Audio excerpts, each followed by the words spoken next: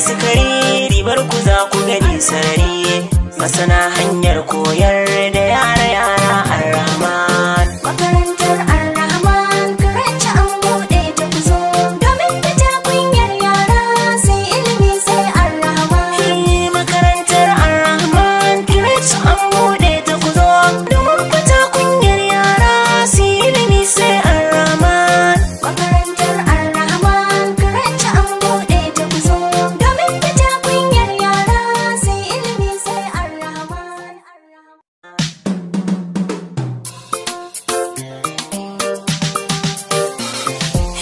Makarantar Ar-Rahman karanta an buɗe ta ku zo, domin fita kunyar yara sai ilimi sai Ar-Rahman. Makarantar Ar-Rahman karanta an buɗe ta ku zo, domin fita kunyar yara sai ilimi sai Ar-Rahman. Salon rubutu alƙalami farkon karatu ne a jami'a, ba zaman hutu da gumi ku sanya 'ya'ya su ilimi. Ku bi mu mun ɗauka da ɗumi domin ku mun ɗauro harami.